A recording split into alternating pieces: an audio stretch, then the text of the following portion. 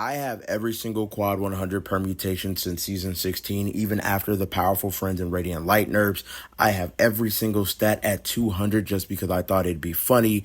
I even have the ever so coveted all 69 build. All that to say hello. My name is Ferrum. People call me Quad King or Quad for short. I am the armor guy for Destiny 2. With the changing of the season, I want to keep you guys up to date on how numbers work, what to do with your stats, etc., etc. Let's get into it. We're going to firstly start off with the rules of armor. There's a lot of misconceptions that go around, so let's just clear them up immediately. Highest a base piece of legendary armor can be is 68. Those 68 points are split up into the top 3 stats and the bottom 3 stats. I like to call them buckets. Mobility, resilience, and recovery is the first bucket. Discipline, intellect, and strength are the second bucket. Top bucket shares 34 and the bottom bucket shares 34. Then exotics are a slight bit different. If an exotic came out before Shadowkeep, it has a potential intrinsic. That intrinsic could range from 1 point all the way to 3, being the highest 71. So the Axiom Warwick I've been showing you, Geomags, Lucky Raspberry, Heart of Inmost Light, these are all exotics with plus 3 intrinsics. Cadmus Ridge Lance cap came out in Lightfall, so the highest it will ever be intrinsically is 68. And you might be looking at that roll and saying, wow, that's a really good roll. How did you get that? Well, good thing I'm good at segues. Let's talk about armor manipulation, or what I like to call the bucket system. So you remember that separation in stats I was talking about with the top bucket and the bottom bucket? Choose 2 stats that you will want from one bucket and then 1 stat you will want from another bucket. So let's say for your example, you wanted resilience, recovery, which is in the first bucket, and then discipline, which is in the second bucket. Then go down to your ghost in the 3rd slot over. These are where your armor mods are. Your armor mods guarantee at least a minimum stat of 10 in whatever stat you chose, and is more likely to drop in that stat, which effectively guarantees that that stat will be high while ignoring those other 2 stats that you didn't want. Let's look at my Cadmus Ridge Lance cap again. My armor mod isolated discipline on its own while ignoring intellect and strength. Then in the top bucket, since 2/3 of the stats I want are already there, I'm fighting RNG way less. So if 2 stats that you want are at the top and 1's at the bottom, focus the 1 at the bottom. 2 at the bottom and 1 at the top, you focus the 1 at the top. Now that I've shown you guys how the stats work, let's talk about how to get the armor. This first method is the most passive. You don't have to do anything specific, you just play the game. That is focusing engrams at the helm. As you win games in Crucible, do Vanguard Strikes, Gambit, whatever you feel like doing, you will gain engrams and they will go to failsafe. All you need to do is approach failsafe, and then on this first little column right here will be your focusing options. You unlock these focusing options once you finish NES 001. That is the first mission you do of the season, so you should already have it unlocked. Just like that, you'll gain engrams from doing all the game modes you like to do. My only thing is, do not choose the random 1 engram, because that will not give you high stat armor.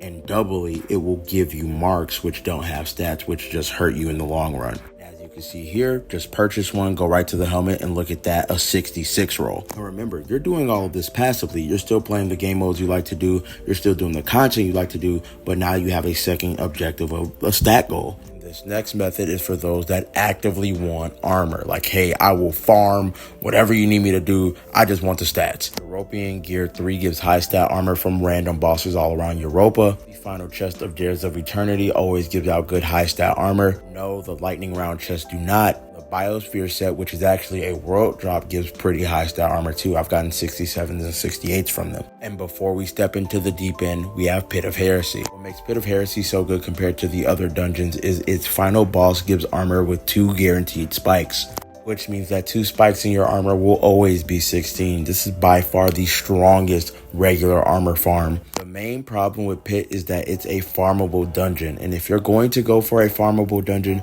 you might as well go for the best armor in the game, which is Artifice armor. Now, what is Artifice armor, you might be asking? It's armor with all the same rules I've been talking about, but now you have a mod where you can allocate 3 points to wherever you wish. Like, as you can see, my stats are just flipping around to wherever I want them to be. I can even take it off if I want to. This is what 100% of all of my builds are made out of. And they all come from the same place, Master Dungeons. Those Master Dungeons include Spire of the Watcher, Duality, Warlord's Ruin, Ghost of the Deep, but by far the easiest, Grasp of Avarice. Final boss has a really low health pool because it hasn't been updated. It's incredibly easy to survive. The main mechanic in the dungeon provides your entire team supers all the time, so you can really never die. And since it's the final boss, you have a chance at getting 2 drops. With a good team that knows what they're doing, you can get each run done in about 3 minutes. And if you're watching this within the time I've posted it, next week is Grass of Avarice, which means it's the best time to get the best armor in the game. I just wanted to take a quick moment to say thank you for listening to me babble about armor. Still very new to long form videos, but if you've liked what you've been seeing and would like to see me grow, if you could hit that subscribe button, it'd be much appreciated. My main thing is armor, but I also play PvP as well. If you have any suggestions on what I should add to my content or take away from it, let me know. Now let's go a little bit deeper into exotic armor. I mentioned earlier how exotics have intrinsic stats, but on top of that, some exotics have guaranteed spikes. Here's the list right here. There are a lot of exotics here that you really don't care for the stat they're intrinsic in. Like say for example, Helm of Saint 14 is a guaranteed 10 intellect. Luckily, Master Rahul cancels out these spikes, so you can still continuously focus discipline if you want to. And coming into the final shape, exotic armor can now be artifice as well. You can do this once you fully masterwork a piece of exotic armor. Spending 1 exotic cipher and then 10,000 glimmer will give you that artifice slot. Again, this is more mid-maxing. If you really don't care for the extra 3 stats, you don't really need them. And just like that, congratulations, you have a full grasp on armor. But now we ask ourselves the question, why does this matter? Let's talk about stat importance and what it brings to your build. First up, we have mobility. This gives a boost to your strafe speed, initial jump height,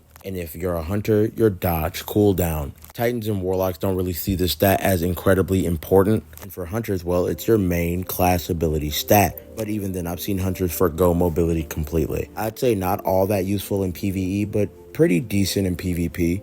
Next up, we have resilience. This increases your shield HP, your damage resistance, which is the most important thing in PvE by far, your flinch resistance, which is pretty useful in PvP. In Titans, this is your main class stat. In PvE, this is the most important stat in the game. At the highest tier, you get a flat damage resistance buff of 30%, and in PvP, I like to say the higher your resilience, the more accurate your opponent needs to be. GOAT stat in PvE, really good in PvP. Then we have recovery. This is the main stat for warlocks. This straight up just improves your health recovery speed. Now in PvE, this stat is borderline useless, as we're currently in a meta where you can create a lot of orbs. Those orbs can do a myriad of things for you, but most importantly, they can just heal you outright. And combined with fragments like Threat of Warding, which give you even more damage resistance, or Echo Starvation, which give you Devour, which means every single final blow you get gives you health. Unless you outright need it, I'd say avoid it. And it feels like the exact opposite in PvP. A lot of the activation clauses for orbs require a final blow, which inherently makes it super inconsistent because you're fighting against people. You don't know what they'll allow you to do and what you're allowed to get away with. So keeping your recovery generally high so that you can always be in fights and always help your team is like bar none the most important thing in a game. Not that important in PvE, ultra important in PvP.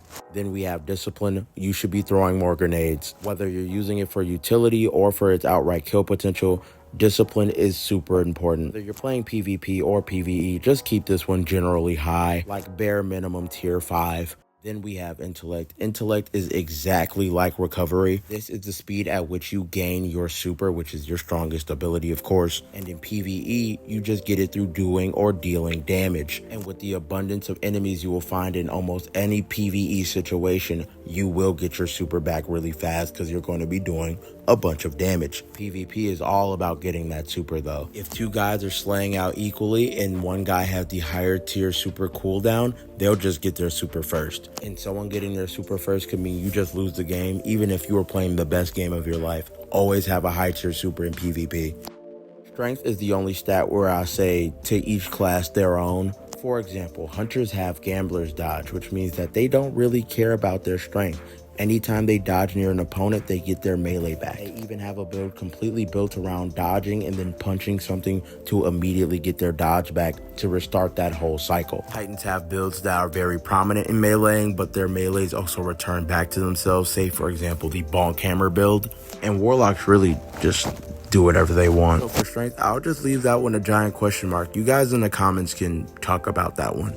And that's all I really have to talk about for this video. My current goal is to get a quad 100 with stat decreasing fragments, which will be especially fun if I can do with prismatic and Heart of Immol's Light. It'll just make a super build. And then for one last treat, here is every single triple 100 I have with absolutely 0 fragments. It's been fun talking to you all. I hope you all have a great day. Don't do anything I wouldn't do. Goodbye.